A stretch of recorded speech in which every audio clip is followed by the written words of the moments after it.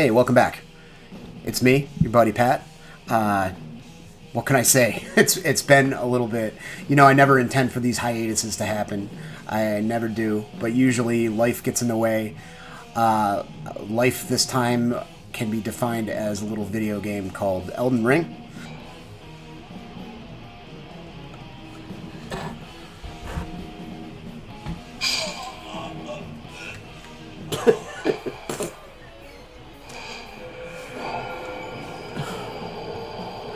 I hate this game so much. Got completely consumed, and I procrastinated on this video for a long time. I decided I'm finally going to sit down and pull the trigger today, just because in terms of like the stuff that I usually do, this is a little bit more high concept. You know, I wanted to just sit down and just shoot the intro today because I need to focus on that. I've actually written and rewritten a couple of scripts. I feel weird, like just trying to read stuff off verbatim. I don't have a teleprompter or anything like that. I don't really have like a professional setup, you know. But I wanted to at least go through an outline of like why I wanted to talk about this particular subject. You know, it's got more to it than just showing off records. Not that there's anything wrong with that. No, of course not. I mean, it's fine if that's who you are. Absolutely. I wanted to talk about early 90s thrash metal, and what an interesting little sliver in time that between 90 and very early 92 that these records that I'm going to talk about came out in. This window and what was going on with the world and myself. It was a big shift. It was a big changing of the guard in a lot of ways. You know, music was about to change very drastically. Pop music with Nirvana becoming the next big thing and defining the 90s. But you can really think of the early years of any particular decade as the decade hasn't happened yet. A friend of mine said that in reference to the time period that the show Freaks and Geeks is set in. A dwarf?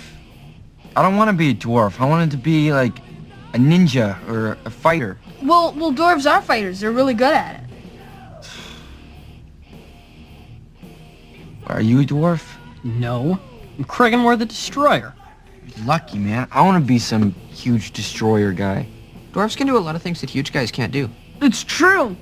Take it from me. Yeah, dwarves are really tough. They're good at finding jewels. All right, fine. I'll be a dwarf. But my name is Carlos. And it always kind of stuck with me. Because, of course, like all the little cultural signifiers and, you know, pop culture markers and slang and art and all that stuff like that defines a decade hasn't happened yet. So it's this sort of weird on the cusp era for thrash metal. Kind of its last gasp as far as like coming up with new ideas within the genre.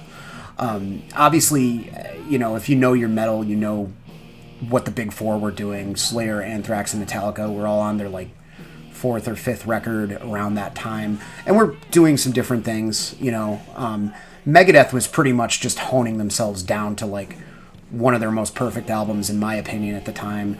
Metallica came out with that Black Album kind of in the middle of this whole era that I'm going to be talking about, and also kind of changed the game. A lot of people did the sort of post-thrash, as some people called it, or thrash light kind of thing after that. I mean, Exodus, Sacred Reich, tons of bands are just like, okay, big fat riffs, no more like really, really fast double bass fills, and it changed the game. Even though it wasn't like that necessarily, Persistence of Time was certainly way more dark and heavy than anything that Anthrax had done previous. There's lots of examples. I wanted to talk about bands where like they came out with a record between those years, 90 to 92, and it was their strongest record. Most of these bands were around in the 80s. I think all of them were, but they put out something that seemed just so definitively early 90s when it dropped that, like, I don't know how else to put it. I'll go into it more when I talk about the cover art for each one and the sound and everything. And the reason I'm, like, sitting down to do this whole babble at you kind of thing before I even just grab the pile of stuff to talk about is that I think that there was so much going on culturally that affected what, like, these little thrash metal bands and what they sounded like. For one thing, one of the most popular subjects in thrash, lyrically, other than, of course, you know, Satan and stuff like that, was nuclear war and toxic waste and shit like that. And those problems never went away. But I think with the Berlin Wall going down, and the big baddies on the other side of the world, the USSR, you know, that massive titan of a nation fragmenting, I think that kind of brought a new sense of hope. You know, everybody remembers the whistle, well, everybody over a certain age remembers that whistle part from Winds of Change by Scorpions. I can't do it. I can't whistle. Everybody remembers that whistle part, you know. There was this renewed sense of hope. It was a game changer. You had America entering a recession, but still a lot of hope regardless. Certainly the economy is a little sluggish, momentarily a bit soft. Notice I didn't say recession. Not afraid to say recession. Recession, recession. Heck, I'll say it all day, but I don't have to because we're not in a recession.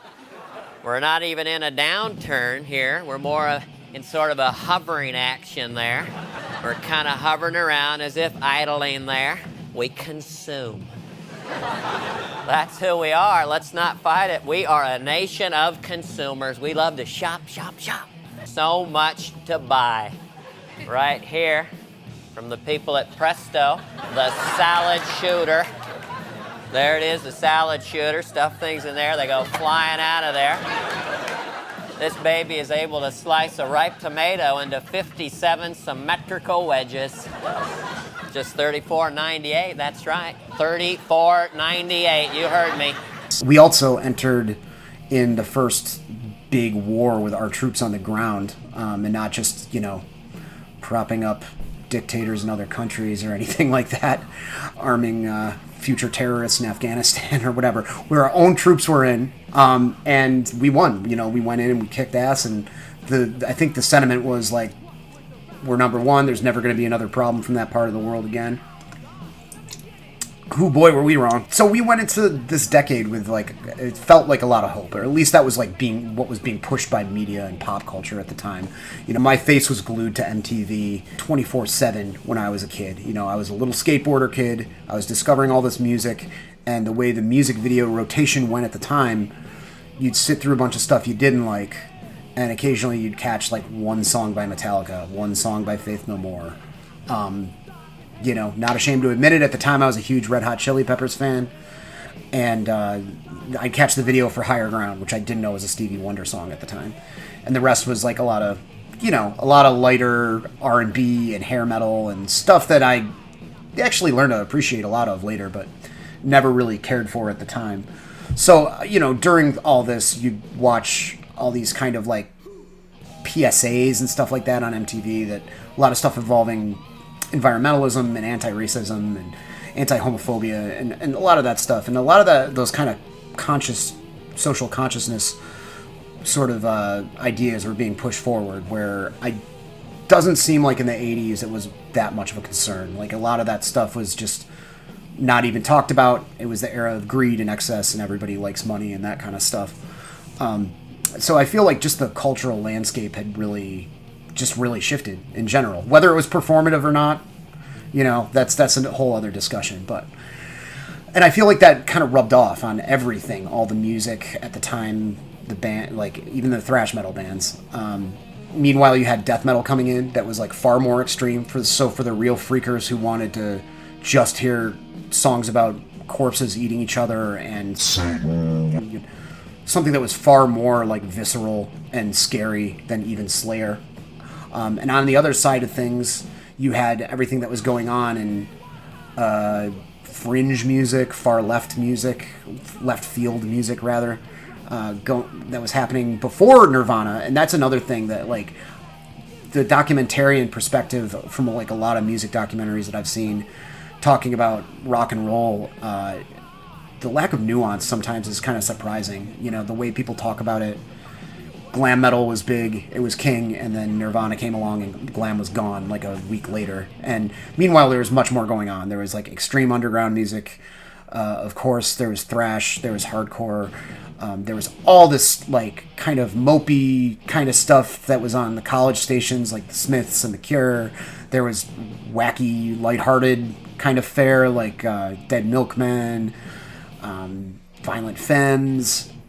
There was so much going on, you know. It was all on MTV. It was just relegated to certain time slots, you know. 120 Minutes and Headbangers Ball. And I feel like the kind of fringe stuff was like rubbing off on the thrash metal bands. You know, of course, Suicidal Tendencies was probably the biggest example of like bands that were experimenting with slap bass. And although I feel like for the longest time it felt like a lot of that stuff didn't age that well, I've been revisiting some of this stuff lately, which I'll be talking about tomorrow when I record the second half of this, or later this weekend. And I'm not sure. You know, I feel like a lot of it definitely has its place where it stays in the early 90s and doesn't really work outside of that. But I look back at the bands that did it really well, like Fishbone and stuff like that, and certainly kind of missed that sort of thing going on now, especially because you had Jane's Addiction, Fishbone, Faith No More, all this sort of like genre bending and cross-cultural kind of stuff, cultural diffusion that was very, very cool at the time. It was almost like what happened later with nu metal, but like genuine and cool. And also the biggest stuff going on in like the heavier side of metal seemed to be kind of expanding on thrash and doing something a little bit different. I think of the biggest bands, other than the ones that I'm going to talk about, that kind of got disqualified for one reason or another.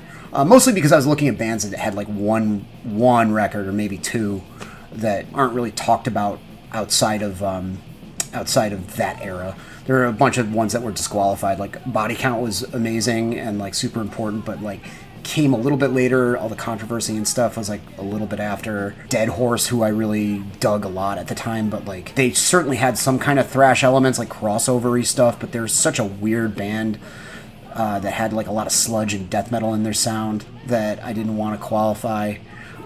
So the big bands that I think of most like within the context of that time period, like 90 through 92, where Corrosion of Conformity came back in a big way with Blind. You know, former speed, blitzkrieg speed, like thrash crossover bands, one of the best to do it.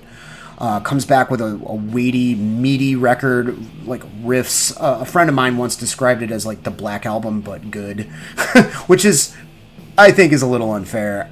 I look at the Black Album a lot more charitably than I used to. I think the deep cuts on that record are the best part. The Rah Rah Go America song is actually pretty much a bop.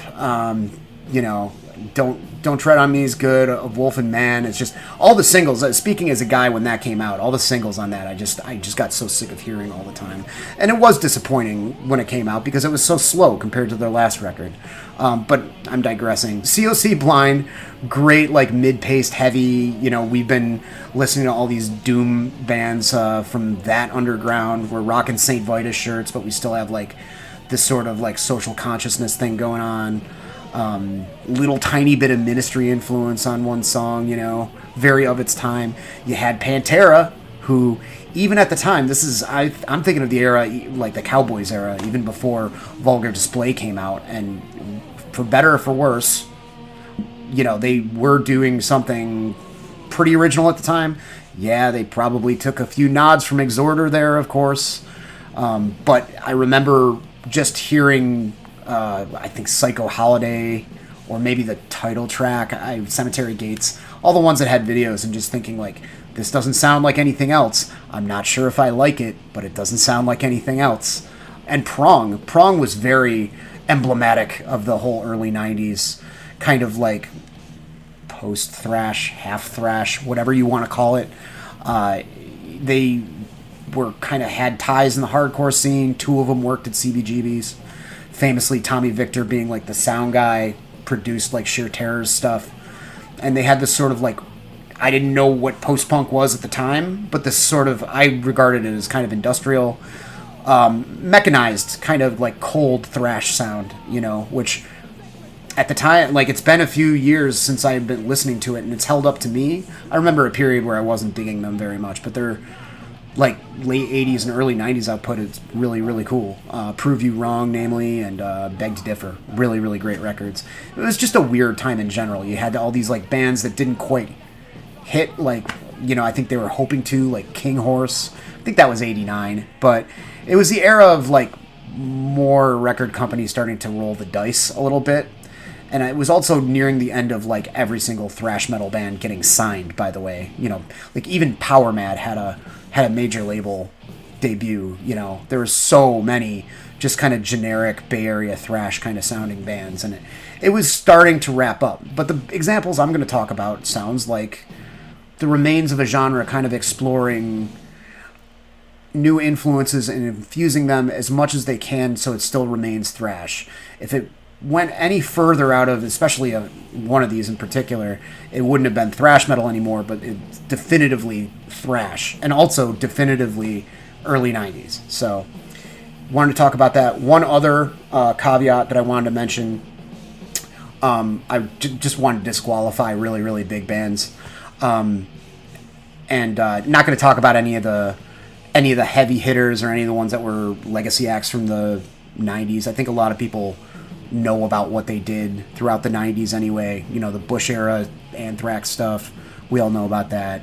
You know, Overkill, solid output throughout the decades. You know, everybody kind of knows what's up with that that's into metal, and maybe you probably know about the stuff I'm going to be talking about too, but I figured it would be nice to put a spotlight on these records and have a little bit more discussion about these. I have one more caveat. I wanted to just say that I'm just not going to talk about brutal thrash or death thrash. I love that stuff, but I've touched on it on a few videos already. I think it's kind of like common knowledge that all those bands are sick.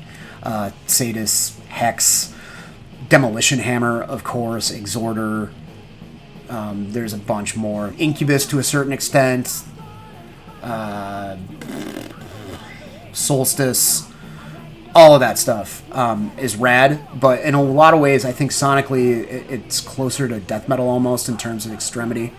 And if I included all that stuff, I'd be talking about just thrash until the cows come home, and I don't have that long. So I'm gonna omit those. I want to talk about bands that were like a little bit on the lighter side, maybe a little bit more like pop oriented, yet still kind of clutching on to that like Injustice for All technicality in a few cases, and that's what we're going to talk about. So let's do it. I'm going to start this tomorrow when I have my pile of stuff and my notes about the bands. All right, so it's been some time. Some time has passed. As you can see, I'm wearing different glasses. I changed my shirt. You don't know how long it's been. That's the magic of YouTube, everyone. So I've pulled out my pile. It was kind of like the stack of stuff was getting entombed underneath like all kinds of new releases and everything. I don't know if you can see here. All those CDs right back there, like the ones that are stacked. That's all stuff that I've gotten since I've moved in. So yeah, it's a mess. I need more shelving already. At any rate, I had to kind of pick out this stuff and kind of reacquaint myself with some of the stuff I'm not as familiar with. At the top of the stack is all classics to me that I love dearly, listen to a ton. There's only 2 or 3 of those. And then some stuff that I was like somewhat familiar with. And then at the bottom we've got like the kind of also mentions of stuff that I've gotten recently. I may have heard of it, I may have not, but I'm only listened to it like a handful of times. So that's the order we're going to go at here with all this early 90s stuff. And man, the bulk of the stuff, like just reviewing it, there's very few things, I'll point them out as I go along, that came out in 90 or 92. Like all these are like 91, which is really speaks volumes about what I was saying of the kind of the last gasp of the genre, at least at its creative zenith, and how death metal was just exploding at the time. You know, it's been documented pretty well. 1991 in death metal. 89 seemed to be the year that it was really ramping up, and 91 is when it really almost kind of like started to plateau in terms of popularity and bands and quality of the records and stuff. There's been a few videos about it. Heavy Metal Lawyer, who's great, sub that channel. Scourge of Vinyl, I think, talked about it, as well as there being a bunch of like blog articles, if I'm remembering right. Important landmark year, and it's like the two genres, the successor and the predecessor, kind of crossing like ships in the night, if you will. So when I think of this era, and I think of like stuff that's really important to me, and I have talked about this before, but I kind of wanted to go into discussing it even more. I think it popped up on one of those Year of Our Lord videos that I did way back when, is this record, 3D by Wrathchild America. This was a Baltimore area band. They'd been around doing stuff since very early on. I think their earliest incarnations when they were called something else. At one point they were called Tyrant before Wrathchild America. They've been around since like 79 or something like that. So very, well-worn musicians there, very well-seasoned. After this, they changed their name to Souls at Zero, and kind of, from what I gathered, were kind of more of a groove metal sort of thing. They did a couple of records. These guys were the darlings of Metal Maniacs. They were interviewed in Metal Maniacs very, very often. Had some interviews on Headbangers Ball. Now you've got Like your Elvis. album 3D, which is out now. Yeah. And you've been playing in the clubs for a long time, right? Yeah, we've been in clubs for like 8 years. Really? Yeah, we played around the country for 5 years in a van without being signed. Uh-huh. And like the last 3 years after the first record came out. Now that you've got your records, you play live, which do you prefer to do? Do you like putting out the records and recording, or do you prefer to play live? Live. You can see that. I mean, for those that haven't seen their show yet, they're out playing with Pantera now. During their time, they were pretty huge. Pantera had come out with Cowboys the same year, and they toured together, and they were pretty much on the same level. And just for whatever reason, didn't hit the way other bands did. I don't really know what that can be attributed to, because I think they're great. Definitely listen to them more often than I listen to Pantera. And this record, 3D, is their best. It came out in 91 on Atlantic. The predecessor to it, Climbing the Walls, was good, but if you could put like a perfect definition to the term thrash light, I feel like that's what that was. Super catchy, not too abrasive, not too heavy in sound. Had all the markers and identifiers of like thrash metal double bass and like the choking up on the E kind of picking and stuff, but was like super memorable, and probably would have appealed a lot to people into like lighter metal, into Skid Row and stuff like that, and Guns N' Roses, I bet. And there's another band that kind of fills that void as well, kind of fits in that slot neatly, but I'll talk about them later. I don't want to get ahead of myself. This record has that sort of flair. It's a bit heavier than its predecessor, but it has a lot more technicality, ingenuity. The whole lyrical thrust of the title track is all about being open-minded.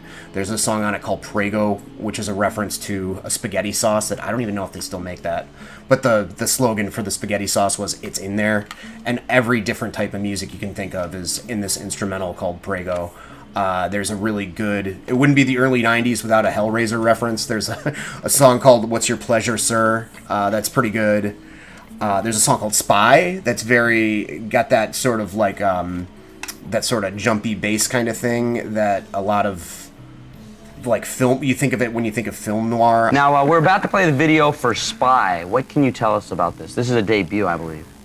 Well, this is kind of like a murder mystery type kind of theme, like the old black and white, like 20s kind of bogey movie or something, It's real dark. Yeah. It was actually inspired by a book, wasn't it? Yeah. It's Thomas Harris, Silence of the Lambs. Oh, really? I didn't know that. Yeah. I think most of us have heard of that. Anyway, let's take a look at it. Here's Wrathchild America with Spy. I think like Fetus, the industrial band, utilized it a lot. That boom, boom, boom, boom, boom, boom, like that kind of deal. Kind of swing bass, I guess. That also had a music video accompanying it, that song Spy, that was kind of like playing along with those tropes, and somehow it was still thrash metal, kind of pushing things in a lot of different directions. You had Surrounded by Idiots, which was like kind of a stupid, sarcastic, kind of jokey song, like I'm surrounded by dum-dums kind of thing. What else is on here?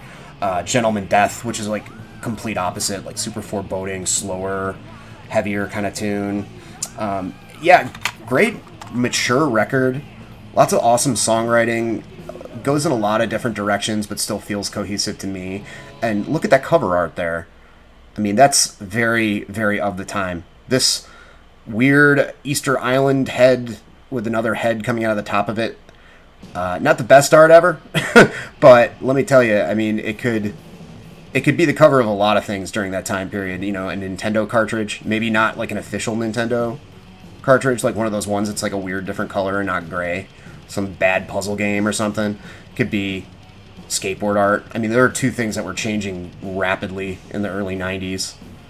Right there, skateboarding was transitioning into street skating from the vert stuff, and Powell Peralta and all those companies were losing money.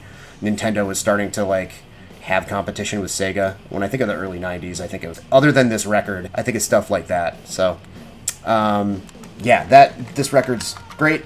And then I think of this one quite a bit as well. This is Forced Entries, As Above, So Below. This is a fantastic record. Like Wrathchild, they had one album before, and a string of demos in the mid to late 80s. Uncertain Future was the record before this, came out in 89, I believe. This also came out in 91. What's interesting is this came out on Relativity, and it was right around the time that Combat started to fold. And I guess Relativity was the parent company, from what I understand. And there were bands that were like of the same genre that were on one or the other. And one that I'll also be talking about gets dropped, and these guys are still on the same label, essentially, which just seems really not fair. But I digress. This band was from Seattle area. They had a really jagged style of thrash that was very technical without coming off as wanky. It really felt like some sort of like narcotics withdrawal nightmare, the way that they, not that I would know, but they had this really weird approach to riffs that I know angular is an overterm adjective, but it really felt like you were going around corners really quickly. And some of the riffs also had this sort of spiraling kind of feel to them. Uncertain Future is a bit more straightforward than As Above, So Below, but both have that really distinct vibe that's almost kind of nightmarish. Gruff vocals, again, kind of the Hetfield school, a little bit more towards, I'd say, Chris Notaro from the Crumbsuckers, who they got a few comparisons to. I can see that with the second Crumbsuckers record, Beast on My Back, which is way more kind of technical and metal. Speaking of Prong, I feel like that record also kind of had some Prong kind of elements to it. But yeah, great introspective, like poetic, dark lyrics, except for the two joke songs, which Weird Dicks and How I Spent My Summer Vacation, which is just like thrown in there like goofy crossover thrash kind of songs for seemingly no reason. I mean, it's fine. It's a thrash tradition to have that, but it's also ridiculous. And again, let's talk about the cover art. These guys were a three-piece, by the way, which makes things even more impressive. But the cover art, again, looks like something out of Thrasher. It actually makes me think of the era of double kick skateboards when they started to come out. Before skateboards just kind of evolved into the whole popsicle thing, the kind of unilateral oblong shape. They had all these like wacky shapes, if you didn't know. I mean, duh. I think most people know that, but in case you didn't. And there was a period where people had this really great idea, like, hey, more and more people are doing nose slides and stuff. Let's actually make the noses the same as the tail. And before they were like just a simple popsicle stick shape, they had all these funky ones that were like square at both ends. You had the Vallely Barnyard board. You had the Vision Double Vision. You had the Heinzman Double Kick, which I still have. It was one of my favorite skateboards at the time. I actually believe I had the logos written on the grip tape in paint marker of a few of these bands I'll be talking about. But this looks like perfect. Like it could be the artwork for a early 90s double kick skateboard. You know, I could see this. Maybe not a World Industries board, because it's not deliberately offensive or anything, but maybe like Vision trying to keep up with the trends, or Santa Cruz or something, because it has that color scheme going on. You have that font. It's like almost like a Robert Williams style font there.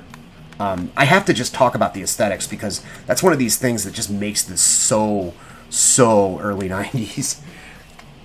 All right, and this is going to be a mouthful. This I have a lot of feelings on. And then we're just going to go back around the country countless times. So keep on looking for Wrathchild. Until we sell millions. Yeah. So we're bigger than Boxcar Willie and Zamfir.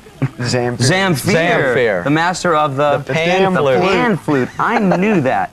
Right now, it's time to play a video. You're learning all kinds of Mordred. things, aren't It's you? true. We're learning about pan flutes. And did you know that this band has their DJ that plays with them? Yeah. You did know that. The Scratcher. The Scratcher. His Yeah. name is DJ Aaron Pazvon. and he's the DJ doing the scratching thing in this band, which is called Mordred, and the video is called Falling Away. We're going to be moving to a direction that is more heavy. It's heavy and also funky. So it's heavy metal without the metal and heavy funk. Is what it sounds like. A record I've come back to, a band that I spoke about pejoratively often throughout the years, and then something happened while I was researching this and just revisiting these records.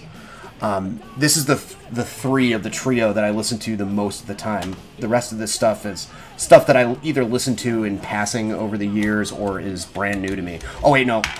There's also this one, but I don't have nearly as much to say about that. Mordred, In This Life.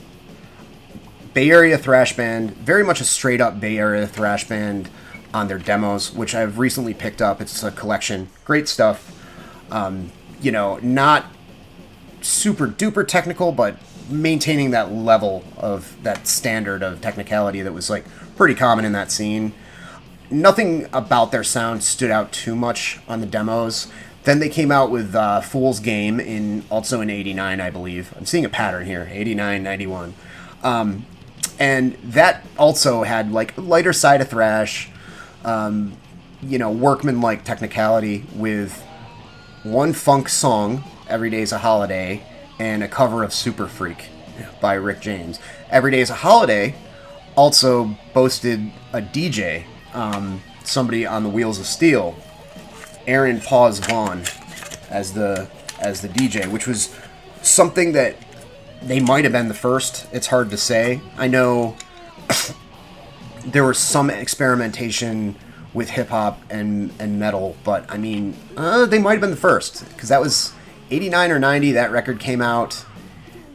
Public Enemy with Anthrax wasn't until 91, maybe even 92. I mean, everybody from like 7 Seconds to Blondie had experimented with hip-hop early on, but I think the actual presence of a DJ, at least with heavy music, whether you think it works or not is another topic, but very interesting for its time. I remember hearing that, and, I grew up loving metal and punk and all that stuff, but most of my friends listened to hip-hop. I was into Public Enemy, NWA, the stuff that was popular at the time. A little later, stuff like Arrested Development. And I remember thinking, like, this is really, really cool. And I loved this one when it came out.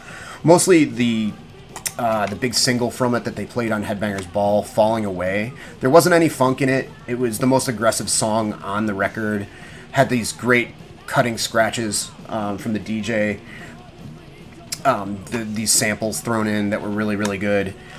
And it almost, going back and listening to that song, like, I always liked that song, even when my feelings about this record were, like, not so favorable over the years. And it almost sounds more like New York than California. And I hear a lot of that all over this now. But I think of, like, Underdog. I think of the heavier Into Another stuff. So there are vocal similarities between this singer and Richie Birkenhead from the aforementioned. I think of, like, Quickness Era, Bad Brains, like that kind of like groove a little bit. And when they throw in the bass work on this, it's interesting. The real slappy parts are still a little like, I'm not sure if I can really fully appreciate this the way I did when I was a kid. But it's interesting how the dude goes between like Flea style into Steve Harris. I think that's really, really cool. Because a guy, what's his name? I don't have anybody's names memorized here. Art LeBoon. Fantastic bass player. Really, really good. And this runs the gamut. There's, let's see, Esse Quam Videri is probably the most, like, commercial, like, funk track on here that also has an MC on it. And it's a pretty good track. It's all over the place. I definitely, listening to it, I was like, oh, God. And then I just enjoyed it more and more over and over the more I started listening to it, and started having a rush of like memories of all the fun times I had while listening to this. So I think there's a certain statute of limitations for stuff that people might consider cringy before it comes back around. I know like funk metal has been kind of laughed at for the past 10, 15 years. And now I think it might just be that maybe as far as the collective consciousness goes, as far as what people are into, people might be coming back around to this stuff. Faith No More coming back and shit like that. This is a fun listen. You could barely consider this like straight up thrash. I'd say it's just before being over the line, and it is kind of, you know, a little bit scattered in terms of influence, but it's a very interesting listen. When they thrash hard. Mordred do, and all these cool influences, really positive lyrics. You know, reading back on them now, they could be maybe interpreted as a little bit corny, but cool positive lyrics about like making better lifestyle choices and changing society for the better, and you know, that kind of stuff, which is a breath of fresh air, you know, as opposed to like a lot of doom and gloom and that kind of stuff. Yeah, all around like a cool visit into, you know, funk tinged thrash basically is what this is. And Falling Away is like indisputably a ripping track. Yeah, Esse Quam Videre is cool. It's got this very like straight up early 90s MC rapping on it that I'm trying to think what it reminds me of, because of, like everything else, hip hop was in flux at the time too, going from the era of MC Hammer to the era of Dr. Dre and all that stuff becoming larger than everything. It almost kind of reminds me a little bit of like sort of the more commercial approach of Young MC, but also the really fast, like cool, like Das Effects thing. Like that's what the MC kind of sounds like. I'm no expert on hip hop, but going back to that, I was like, oh yeah, this has like a legitimately good like hip hop like rap part on it. That's fucking great. And of course, you know, years later, Limp Bizkit came around, you know, and all that stuff, and I did not care for that. You know, I'm of that generation that was not into that. I know there's a lot of people out here that are nostalgic for that stuff now. But I feel like Mordred did it like from a very genuine place, and it was cool. I will touch on Despair for a moment. I don't really have nearly as much to say about Despair. German band, their first vocalist was the guy that founded Century Media. He's not on this. This came out in, I want to say 91. And it's just very competent technical thrash. The tone is like kind of flat on it. Once you get around the tone, it's good. It's choppy. You know, there's a fair amount of like technical playing, all that kind of stuff. It's enjoyable. You know, not my first thing to grab for, but I definitely listened to this into the ground. One of the first CDs I owned, actually. Now, let's talk about Cyclone Temple. I hate their 4am. You got that awesome font. All right, early 90s all over it. That artwork style that feels kind of like Robert Williams to me, although I don't know why exactly, because Robert Williams' artwork was always way more psychedelic and involved like 50s advertising and cartoons and pop art. If you're not familiar with that guy, he's the guy who did the original Appetite for Destruction cover that got banned, and did a KRS-One album, Sex and Violence, Scatterbrain, a lot of albums like around this time. Maybe it's just the way that Cyclone looks, I don't know. And the back layout, like these color choices, you know, definitely wouldn't have been considered thrash in the 80s to have like this lime and green and swirl, but it's awesome. You know, very, very cool. The music is solidly thrash metal with melodic vocals, but I will say that the vocals are melodic in a kind of a non-standard way. You know, they're not doing a King Diamond thing. He's not doing a Joey Belladonna thing. Let me look up this singer's name here.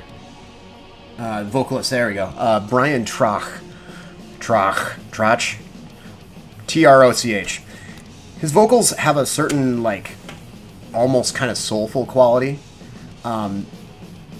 Bouncing back and forth between this sort of soulful thing with traditional metal, kind of, you know, mid-range, well-sung kind of vocals. So we're going from something that could like maybe rival Dio to more of a Corey Glover from Living Colour and John Bush a little bit. Yeah, you know, it's very, very original. But the first time I heard this, I remember thinking, this sounds like Corey Glover, which is interesting because it's set to like, you know, pretty heavy thrash metal stuff.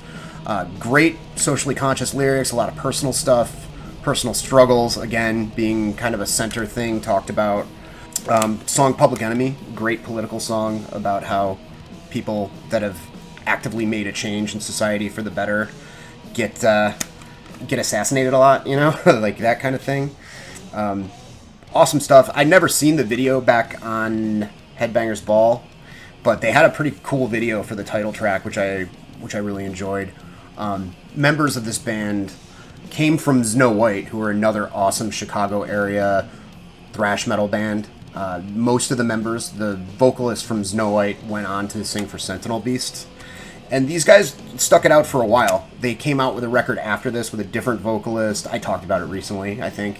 That was an EP that was pretty good. More of like a gruff, like Hetfield style vocal on that. I definitely like the vocals on this a lot more. Although the first time I heard this, first 2 or 3 or 4 times I heard this, it didn't seem to mesh well. And maybe that's why they had trouble, you know, with commercial success. I don't know. But yeah, it's too bad. This came out on Combat, which was in the process of folding at the time. And, you know, they lost their deal, but Relativity was still going and still had some of the Combat roster, so I don't know what the disconnect was there. Like, forced entry, lucked out, I guess, for whatever reason. This is earlier. This is probably the earliest one I have. This is 90. Meliah Rage, Solitary Solitude. I've joked several times about the redundancy of that and how I think it's funny, so I won't comment on that anymore. But we have, I mean, this is thrash. It's a bit slower than their previous record, Kill to Survive, which came out a year or 2 earlier. It's very mature, almost progressive in a way. It seems very, even though it's thrash, it seems very informed by, like, I don't know, maybe early Sabotage or something like that. Like traditional heavy metal influenced. Dark. The production's very 1990, very clear production. It's on a major, it's on Epic.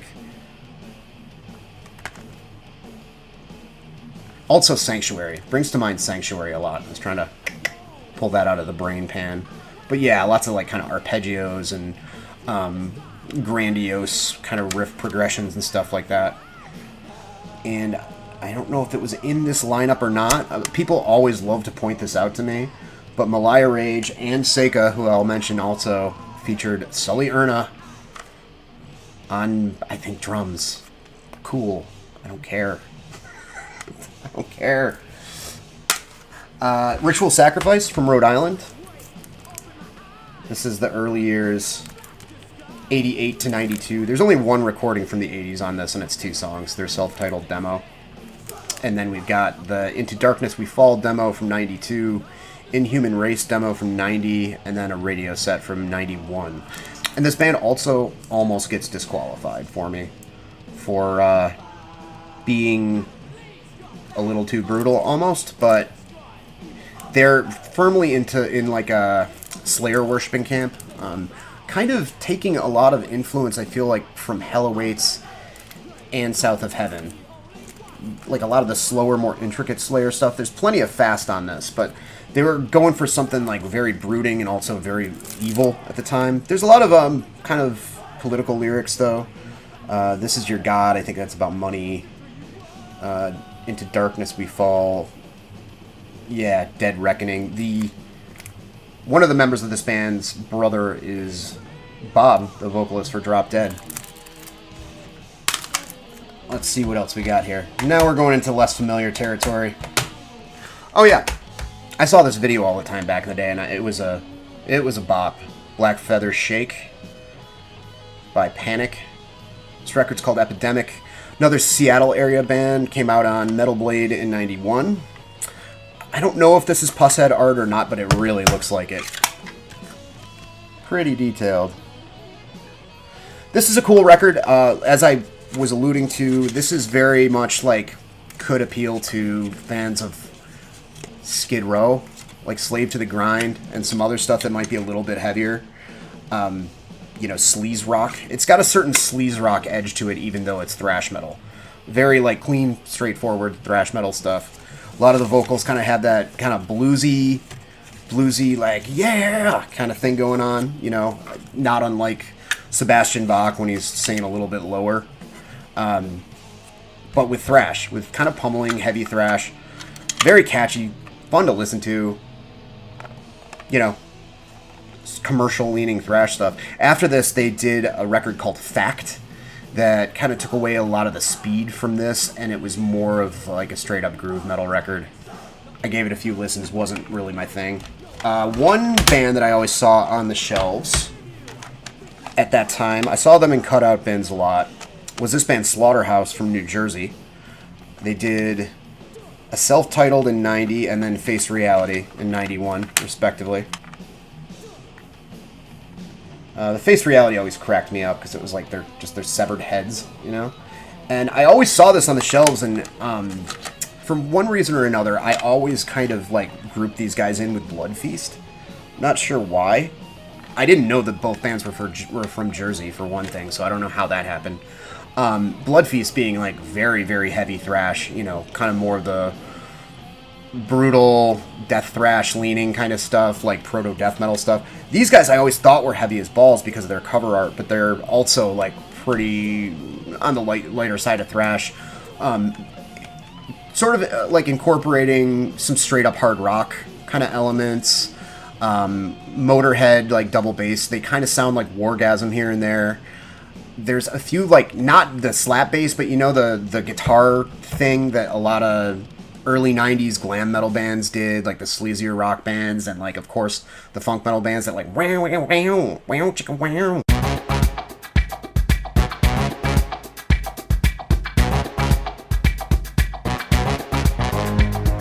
Like, there's a little bit of that on there, but it's not really leaning into funk at all. It's not bad. It's pretty good. You know, even though metal cassettes are prohibitively expensive, like, these were still pretty cheap. You know, I don't think these guys, like, get talked about a lot, but they're decent. There's a very certain kind of, like, gnarly punk edge to them. And there's also some, like, rah-rah, Go America, jingoism on there, too. But overall, you know, competent kind of thrash stuff from the era. And this one I'd probably omit, except, like, I kind of want to talk about it anyway. I didn't realize that they were around for so long in the 80s and had, like, 2 whole albums. So this kind of, like, is cheating with the whole one big album that came out in 91 and was talked about the most. This is Intruder, Psycho Savant. I didn't even know about these guys. I started seeing them pop up on eBay when I was looking for other stuff. And they're a competent thrash band that from Nashville, Tennessee, that had been around for quite a while. I have a reissue of their debut, Live to Die, on CD behind me somewhere in one of those stacks, and it's pretty good. It's way more blistering than this. This is definitely going for that darker, mid-paced, we're thrash, but we've been listening to a lot of, like, Sanctuary kind of style. The vocals are a little bit more, like, yelly, like, not quite John Connolly, but leaning more towards that. And they do kind of go into a bit of a crossover blitzy part here and there, but a lot of it is like mid-paced, chunky, slower, leaning towards like kind of technical or progressive thrash stuff. And this was on Metal Blade as well, 91, produced by Bill Matoyer, so you know what kind of sound it has. Then Detritus. This is pretty obscure, Perpetual Defiance. This is a British band, and it's good. It's very Metallica-y, kind of gruff vocals, going for sort of a And Justice for All, Master of Puppets sort of thing, but a lot more raw. Production's raw, and I like that, as long as like everything's equally loud in the mix, which it is. Pretty fucking aggressive, but not quite brutal enough to be disqualified. It's got some slower, kind of more well thought out passages too, not just all speed. It's pretty good. I wanted to mention this because these are hometown dudes. Sacred Death, Deadly Playground. I ripped this and uploaded it to the channel months ago, so my rip isn't the best, unfortunately. I still haven't really figured out how to do that very well. But if you want an idea of what an obscure thrash metal band from Syracuse, New York sounded like in 1990, have at it. I think what I'll do actually is put this as I don't have anything playing in the background, and I don't think I'll get demonetized for this because it's very obscure, so maybe I'll just put this as the background music for this as well. But this is a full-length tape, self-released, you know, it's an album on cassette, professional. Looks like it's on a label, Ice something. These guys were talked about a lot in the hometown back in the day. I used to see their flyers quite frequently. I always saw this at Record Theater in the local music section, like well into the 90s. And all I really know about them now is that the drummer has been like a resident member of the Blue Man Group. So I'm afraid I just blew myself. In Vegas for years. I don't know if he's still doing it, but he did it for quite a while. His name's Jeff Turturro. Great drummer. Again, this is like, 1990 mature, dark kind of thrash. You can think of Persistence of Time or the aforementioned Meliah Rage, like it's along those lines. It's got some attempting kind of socio-political kind of lyrics here and there. It's pretty good. I like it. I wish I could have gotten to see them, but a couple years before I started going to shows. This is one I'm not super familiar with. Malevolence, Apparitions. Came out on Supreme Echo. This was a Canadian band. Let's see. 1992. So this is the latest one that we have. It's a cool record. Parts of it are so... I don't want to say not metal, but some of it, the metal in it is so like mid-paced and just a certain way that the rhythms hit. It reminds me of like metallic hardcore from the early 90s. Not the super converged, like screamy stuff, but bands like a lot of the new age records bands like Unbroken and stuff, when they started to experiment with like Slayer riffs. Like it sounds like the other end of that. Like this band's kind of approaching hardcore in a weird way, which might be completely coincidental. It just might be something in the way the music structure, the way that the vocalist is kind of like enunciating, but it makes me want to like listen to like Framework, which was like the pre-Earth Crisis band, if you don't know. Awesome band. Reminds me of that, and I don't know, or like Worlds Collide, if anybody remembers that kind of stuff. If not, look it up. Maybe I'll put a link, maybe I won't. But yeah, it's competent thrash. It's like a largely kind of mid-paced from Canada, 1992. I just kind of bought it on a whim because I want to hear all kinds of stuff from the era that I haven't heard yet. Another Sully Erna band. Seka. Talked about this already, but I might as well mention it again. Cool, punky kind of thrash stuff. Again, elements of it like do kind of remind me of like sleaze rock and a lot of punk rock kind of stuff. Just the combination of double bass and the snotty, almost kind of punk thing. For a second or two on here, it almost accidentally sounds like a Fat Records band or something. But a lot of it is very much in the vein of like straight up thrash as well. They were a Boston band. I've always been kind of fascinated by Boston metal, just because Boston metal seems to get overshadowed by Boston hardcore a lot. And I think there was a really worthwhile metal scene there in the late 80s. If you research it, like Wargasm was really, really cool. Formicide, these guys, Seth Putnam's original band there, Executioner, all those bands. Very interesting stuff. They probably played The Channel, Bun Ratties, places like that. Postmortem, there's another one. Yeah, interesting scene. All the bands kind of sounded different, Seka was no exception. This is just like weirdly snotty, kind of catchy thrash metal with a punk edge. And then finally, let's talk about Skyclad, Wayward Sons of Mother Earth. This actually should be right next to Mordred and Wrathchild America and Forced Entry for me, because I listened to it along with those. But it's kind of in its own weird category. If I was following my own self-imposed rules that are incredibly arbitrary for this video, I wouldn't have included this at all, because they went on to do a lot more after this. It wasn't just one record. If you don't know Skyclad, they went on to be a pioneering folk metal band. But their sound drastically changed after this. This is the only thing they had that would be considered like straight up thrash metal, I think. Martin Welkier, of course, was coming out of Sabbath at the time, and this was a more streamlined, cleaned up, accessible version of Sabbath, not the riff salad that Sabbath was. He's a very verbose guy, Martin Welkier, and he's got a lot of lyrics in this as well. I have the original cassette of this, and it folds out like this far. A lot of lyrics, but he kind of put more thought into the pacing of the lyrics and stuff on this. And each song is different, the varying range of tempos, Like Terminus is a really like brooding, slow song. The Sky Beneath My Feet is a ripper, you know, a thrasher that starts with like fiddle kicking it off. It's this really unique way to kick off the record. Widdershin's Jig is the only folk metal song on this, the only other song featuring fiddle. It's a great song. Yeah, it's just like an awesome, epic, like grandiose thrash metal record. You know, if you're familiar with the man's work lyrically and everything, there's a lot of like very British stuff going on with it, like a strong like Shakespearean influence and almost a kind of wry wit that is kind of a wink and a nod to like Monty Python sometimes. I love this record very, very much. Very, very much. It's good, like adept thrash. Came out on Noise originally back in 91, I believe. Maybe it was 90.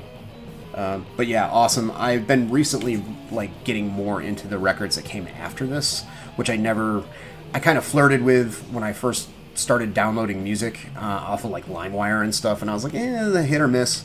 But up until Prince of the Poverty Line, I really enjoy a lot of what they do, and the thrash influence isn't gone, but it's just kind of balanced out with all this kind of folk elements, and this is before those folk elements really, really took hold, so I feel like it kind of stands on its own as like a good example of early 90s thrash, so that's why I included it. Alright, so that's that. Cool. Well, since I put way too much pressure on me to like put together this video, I'm going back to just doing a few straight up collection updates. I've got some new stuff to talk about. I'll be talking about that next, and then, you know, we'll maybe do something a little bit more involved down the road. Who knows? Everybody take care. Peace out.